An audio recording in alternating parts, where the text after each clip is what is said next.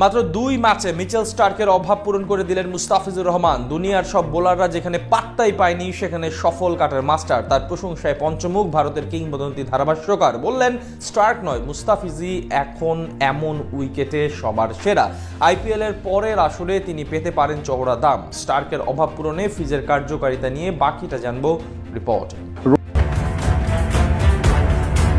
বল হাতে প্রথম ওভারেই কাটার মাস্টারের ব্রেক থ্রু, ডেথ ওভারেও উইকেট তুলে অধিনায়কের মুখে ফোটালেন হাসি। আইপিএলে উইকেট শিকারে সাকিবকে টপকে বাংলাদেশিদের মধ্যে মুস্তাফিজুর রহমানই এখন সেরা। কিংবদন্তি ধারাভাষ্যকার ইয়ান বিশপের কণ্ঠে মুস্তাফিজকে নিয়ে প্রশংসার বাণী। প্রীতি জিন্তার পাঞ্জাব কিংসের ব্যাটারদের সামনে দ্য ফিজের চোখ রাঙানি। নিজের বলেই বেশ কঠিন ক্যাচ নিতে গিয়ে ব্যর্থ হলেন, ব্যথাও পেলেন বেশ, তবে তাতে থামেনি উইকেট তোলার রেশ। শনিবার আইপিএলে পাঞ্জাব কিংসের মুখোমুখি হয় মুস্তাফিজুর রহমানদের দিল্লি ক্যাপিটালস। টস জিতে আগে বোলিংয়ের সিদ্ধান্ত নেন দিল্লির অধিনায়ক ফাফ ডু প্লেসিস। বল হাতে কঠিন চ্যালেঞ্জ নিয়ে হাজির কাটার মাস্টার।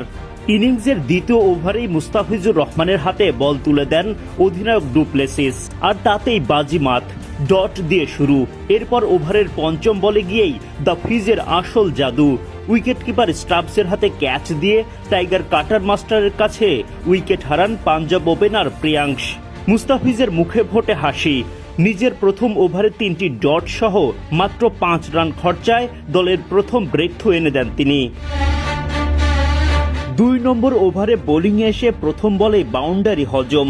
চতুর্থ বলে গিয়ে জশ ইংলিশ হাঁকান ছক্কা। ওভারের শেষ বলে গিয়ে তাকে আউট করার সুযোগও পেয়ে যান, কিন্তু ফিরতি ক্যাচটা বেশ কঠিন হওয়াতে হাত ফসকে যায়। এই সময় হাতে বেশ আঘাতও পান মুস্তাফিজ। এই ওভারে একটা ডট দিয়ে খরচ করেন 14 রান। ডেথ ওভারে গিয়ে ফের বোলিংয়ে আনা হয় মুস্তাফিজকে। 16তম ওভারের চতুর্থ বলে তোলেন শশাঙ্ক সিং এর উইকেট। উইকেট শিকারের এই ওভারে 2 ডট দিয়ে খরচ করেন মাত্র 4 রান। ইনিংসের 20তম ওভারে নিজের শেষ ওভারের বোলিং করতে এসে আরও একটা উইকেট তোলেন মুস্তাফিজ। এই ওভারে খরচ করেন 10 রান। সব মিলে 4 ওভার বোলিং করে মাত্র 33 রান খরচায় 3 উইকেট শিকার করেন তিনি। দলের সেরা বোলার মুস্তাফিজুর রহমান।